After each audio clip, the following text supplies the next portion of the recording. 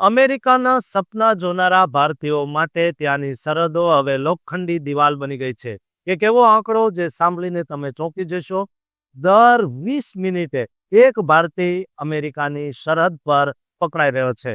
ઘડિયાળના કાંટા જેટલી ઝડપથી ફરે છે તેટલી જ ઝડપથી આપણા લોકો જેલના સળિયા પાછળ જઈ રહ્યા છે. આખરે એવું તે શું થયું કે લાખો લોકોના અરમાનો પર ટ્રમ્પ સરકારની નીતિઓએ પાણી ફેરવી દીધું અને કેમ કેનેડાની સરહદ હવે મોતનો કૂવો બની રહી છે? આ રહસ્યમય ઘટાડા પાછળનું અસલી સત્ય અને સરહદ પર ખેલાતો ખતરનાક ખેલ જાણવા માટે તમારે આ વિડીયોને અંત સુધી જોવો રહેશે. કારણ કે આ આંકડા માત્ર સંખ્યા નથી પણ હજારો ગુજરાતીઓના ભવિષ્યની વાત છે. અમેરિકાની ધરતી પર પગ મૂકવા માંગતા ગુજરાતીઓ અને ભારતીયો માટે વર્ષ 2025 ખૂબ જ પડકારજનક સાબિત થયું છે. કારણ કે યુએસ કસ્ટમ્સ એન્ડ બોર્ડર પ્રોટેક્શનના તાજેતરના ડેટા મુજબ જાન્યુઆરીથી ડિસેમ્બર 2025 દરમિયાન કુલ 23,830 ભારતીય નાગરિકોની ધરપકડ કરવામાં આવી છે.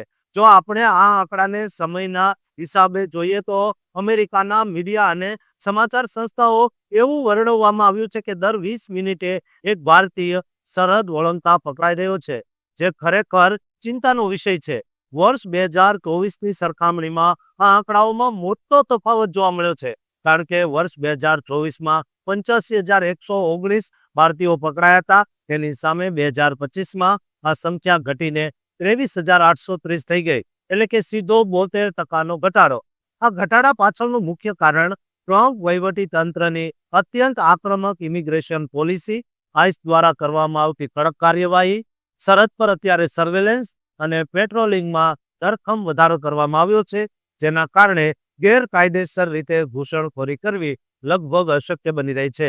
અગાઉ ભારતીયો અને ખાસ કરીને ગુજરાતીઓ દુબઈ કે ઇસ્તાંબુલ થઈને મેક્સિકો બોર્ડર દ્વારા અમેરિકામાં પ્રવેશતા હતા, પરંતુ હવે આ રૂટ પર પ્રતિબંધો વધી ગયા. સ્મગલર્સ રસ્તો બદલે છે. હવે લોકો વધુ જોખમી એવા કેનેડા અમેરિકા નોર્થ બોર્ડર તરફ વળ્યા છે, જ્યાં ઠંડી અને ગાઢ જંગલોનું જોખમ રહેલું છે. તેમ છતાં 2025માં આ ઉત્તરી સરહદ પર પણ ધરપકડના કેસોમાં 68%નો ઘટાડો થયો. કેનેડાની વિઝા પોલિસીમાં આવેલી સખ્તાઈ અને સ્મગલર નેટવર્ક પરના પ્રતિબંધોને કારણે આ આંકડો ઘટ્યો છે.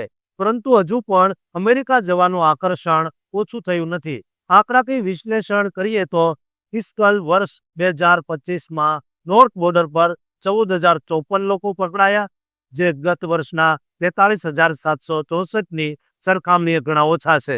નિષ્ણાતોનું માનવું છે કે આ એક પ્રકારનું ડિફરન્સ એટલે કે લોકોમાં પેદા થયેલો ડર છે, જેના કારણે ગેરકાયદેસર પ્રયાસો ઓછા થયા છે. પરંતુ સ્મગલર્સ હજુ પણ નવા અલ્ટરનેટિવ શોધી રહ્યા છે, ખાસ કરીને ગુજરાતી સિંગલ એડલ્ટ્સ જેઓ નોકરી અને સારા વેતનની લાલચે જીવનું જોખમ ખેડીને પણ ત્યાં જવા માંગે છે. તેઓ માટે આ ચેતવણીરૂપ કિસ્સો છે. વર્ષ 2022માં બનેલી ડીંગુચાની એક કરુણ ઘટના, જેમાં આખા ગુજરાતી પરિવારે કેનેડા બોર્ડર પર જીવ ગુમાવ્યો હતો. તેના પછી પણ ટ્રેન્ડ ચાલુ રહ્યો, પરંતુ હવે કડક એન્ફોર્સમેન્ટને લીધે ભારતીયોની ધરપકડના આંકડામાં ઐતિહાસિક ઘટાડો જોવા મળ્યો. આમ છતાં ભારત હજુ પણ ગેરકાયદેસર ઘૂસણખોરીના લિસ્ટમાં ટોપ સોર્સ કન્ટ્રીમાં સ્થાન ધરાવે છે, જે બતાવે છે કે હજુ પણ લોકો ગેરકાયદે રસ્તાઓ શોધી રહ્યા છે. ટ્રમ્પ સરકારની આ નીતિઓએ ભલે આંકડાઓ ઘટાડ્યા હોય, પરંતુ શું તે કાયમી ઉકેલ છે? તે એક મોટો પ્રશ્ન છે. આ સમગ્ર ડેટા યુએસ બોર્ડર એજન્સી દ્વારા સત્તાવાર રીતે જાહેર કરવામાં આવ્યા છે, જે દર્શાવે છે કે હવે ગેરકાયદેસર રીતે અમેરિકા પહોંચવું એ માત્ર આર્થિક જ નહીં પણ જિંદગીનું સૌથી મોટું જોખમ બની ગયું છે. શું તમને લાગે છે આટલી કડકાઈ પછી ગેરકાયદે ઘૂસણખોરી અટકશે? મને કોમેન્ટમાં જરૂરથી જણાવજો અને આ ચેનલને સબસ્ક્રાઇબ જરૂર કરજો.